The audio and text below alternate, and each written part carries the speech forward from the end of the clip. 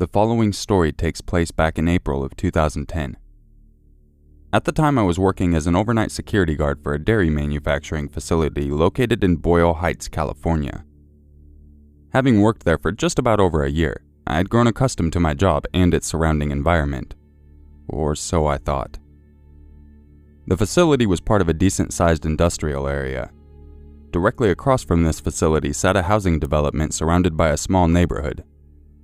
Although the housing development was called Ramona Gardens, it was commonly referred to as the Hazard Projects. This urban nickname was attributed to the local street gang. My means of getting to work involved either public transportation or lengthy recreational walking. Whichever I chose, my trip would always culminate in a shortcut through the back of the Hazard Projects. My mother, who was greatly familiar with this area, would constantly express her concern over me working there. After all, the area was known for its fair share of gang activity. She would even go as far as evaluating my route to work. Once she caught wind of my shortcut, she wasn't exactly thrilled. I'm not suggesting that she has little faith in her 21-year-old son. She was just being a mother. Let me take this opportunity to apologize for any lack of detail when it comes to describing the following incident. Given the circumstances of the situation, I hope you can understand. It was a Friday evening, and I was relatively early to work. I was less than a block away from the shortcut with a little over an hour left to spare. Before stepping into the much-traveled path, I hesitated. I'm not a habitual smoker, yet here I was, with the odd craving for a pack of cigarettes. The nearest liquor store was just about a block away, and had I given in to my unusual temptation, I would have avoided the shortcut. Emphasis on the word avoided. I stepped onto the path, preoccupied with my cell phone. I was in the middle of a texting conversation with a friend of mine. Suddenly, my path was cut off by a teenage boy riding a scooter. He was no older than 16, Hispanic, roughly 5'3", shaved head, wearing all black baggy clothing. He stared me down intently before asking in an aggressive tone, "Where the fuck you stay at, dog?" For those of you who are not familiar with this situation, it usually means bad news. I ignored his question and tried to walk around him. Once again, he cut off my path and repeated the question. "I'm not from around here. I'm just trying to get to work," I responded in an unaggressive manner. Once again, he stared me down intently. He shot me a look of a malicious intent as he responded with, "Give us your shit." That's when I realized that he wasn't alone. His 4 friends, all presumably the same age, revealed themselves at the appropriate time. I acknowledged their presence with a heavy sigh. I responded firmly with, "I'm not giving you my shit, man." One of the other 4 boys drew closer to the scene. "He ain't gonna give up his shit. Let's fucking take it then," he proclaimed. The odds were obviously not in my favor, but that as it may, I knew I had no choice but to stand my ground. There was an awkward moment of silence before someone had decided to make a move. Unfortunately, that someone wasn't me. The boy who had confronted me in the first place took notice of my cell phone being held in my left hand. He smacked it out of my hand. As it fell to the ground, I stupidly allowed my head to follow its path. Suddenly, my face was met with a right hook. I was circled by 5 boys as each of them began to strike me on multiple spots of my body. "He's going down!" one of them yelled in desperation. In my moment of misplaced awareness, my adrenaline began to run its course. I knew if I was somehow able to prevent them from taking me to the ground, maybe I could have a chance. I began to swing wildly until I hit something. I struck one of the boys on his chin. As he staggered backwards, I grabbed him by his collar and began to repeatedly strike his face without mercy. Why I focused all my aggression on only one of them, I have no clue. Suddenly, I felt a great blow to the back of my head. The impact was sufficient enough to knock me off my feet. They had taken me to the ground. I could barely feel their strikes as they began to viciously stomp on my body. Before blacking out, I remember feeling one of the boys reach into my pants pockets. They made off with my cell phone and wallet. The wallet must have been an incredible steal. After all, it did have $300 in it. When I had regained consciousness moments later, I wasn't able to immediately react to the situation. Once I had become fully aware, I decided to assess the damage inflicted on my body while taking in my surrounding area. I wasn't alone. I was cautiously approached by a much older gentleman. Thankfully, his presence was of good intent. He carefully helped me to my feet. He shot me a look of pity as I told him the situation. As I began to regain my composure, I had made the sudden realization that my wallet had been stolen. The old man was caught off guard as I began to scream out violent threats intended for my aggressors. He tried to calm me down and suggested that I should just walk away. At first, I protested. He grabbed me by the shoulder and said in a firm tone, "I know you're angry, but you can't be stupid. You told me your job was around the corner. I suggest you go there and get help. Just walk away." I took his advice with a grain of salt.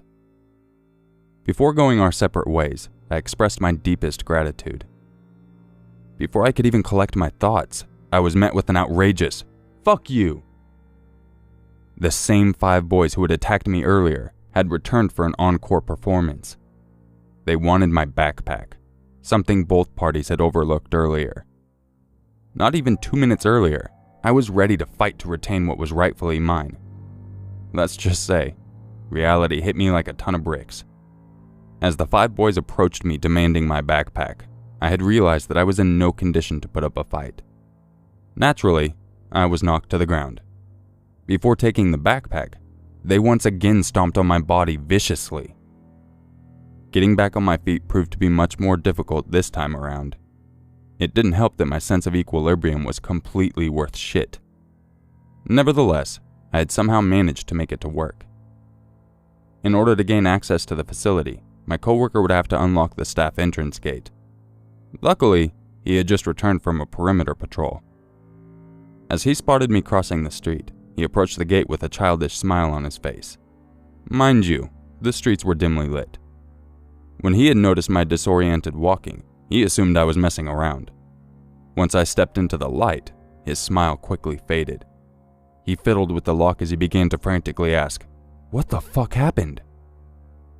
Within 10 minutes, a black and white approached our property. The LAPD had been contacted by my supervisor once he was notified of the incident. I was met by 2 young officers. One took my statement, while the other took a look at my injuries. He strongly suggested that I seek medical attention. For some reason, I tried to reject it. The officer looked me dead in the eyes and said, "Listen, you're in pretty bad shape. You've suffered major head trauma and a broken nose. How you managed to walk here in your current condition is a fucking miracle." I was then transported to White Memorial Hospital. The next thing I remember was waiting patiently in urgent care. The officers who attended to me earlier were present at the hospital. They were having a lengthy discussion with my examiner just as my mother arrived. She was accompanied by my uncle, aunt, and cousins. The examiner took time to discuss the injuries with my mother and me. He indicated that I had received a blunt force trauma to the back of my head. Thankfully, there was no immediate signs of potential brain damage. The swelling on my face would most likely go down within a couple of days. That following week, I was set up to visit an ENT specialist regarding my broken nose. On top of that, they were also going to perform an additional CAT scan for safe measure. A few days after the incident, I had met with my employer at their regional office. Their first course of action was to transfer me to another worksite. My manager had arranged for me to receive a check for compensation. Since then, I have not once returned to that part of the neighborhood. My attackers were never caught, and the identity of the Good Samaritan remains a mystery to this day.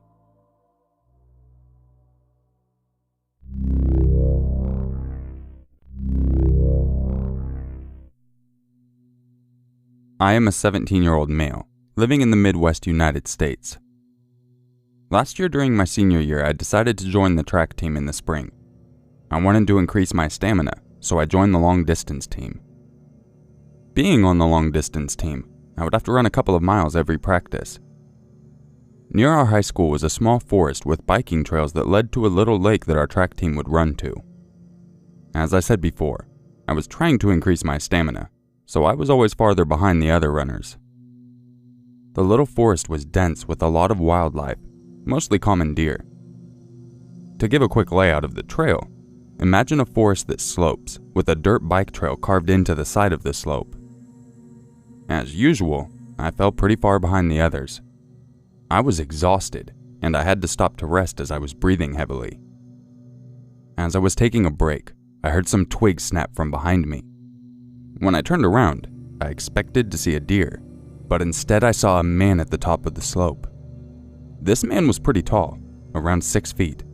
He was wearing bleached jeans and a dark red shirt. I thought it was pretty weird that a random guy would be off trail and at the top of a slope in pretty dense trees. I felt as if all time stopped while we just stared at each other. Suddenly, my fight or flight kicked in, and I bolted down the trail. I turned around as I was running, and this guy was running down the slope at an angle. He was doing this to cut me off at the trail. The weirdest part was that this man was using the trees to propel himself down the slope. At this point, I was beginning to tire to the point I could no longer run. I decided that now that I couldn't run, I was going to have to fight this dude. I've been training in martial arts since I was 3, and at the time, I was a 2nd degree black belt in Taekwondo. Keeping in mind that I was tired, I ripped off a stick from a broken branch and was ready to bash this prick's head in. The man got down the slope, blocking my path. He had an unkempt beard, his hair was greasy and tangled, and even from the distance he was standing, I could smell his terrible body odor.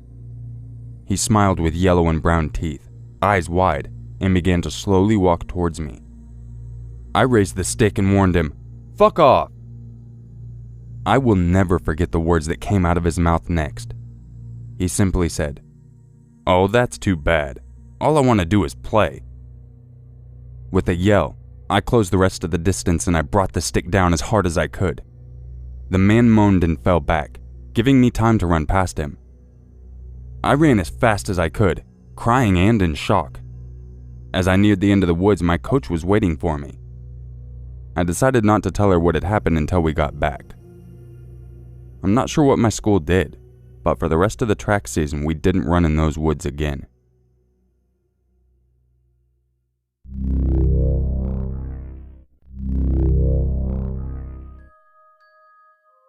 Make sure you leave a like, subscribe, and share it with your friends. If you would like a chance to have your story featured in an upcoming video, make sure you email it to yourmaker6260@gmail.com. I hope everyone's having a great day, and I appreciate you coming over to check out this video, and I'll catch you in the next one. And just remember, it's always scarier if it's true.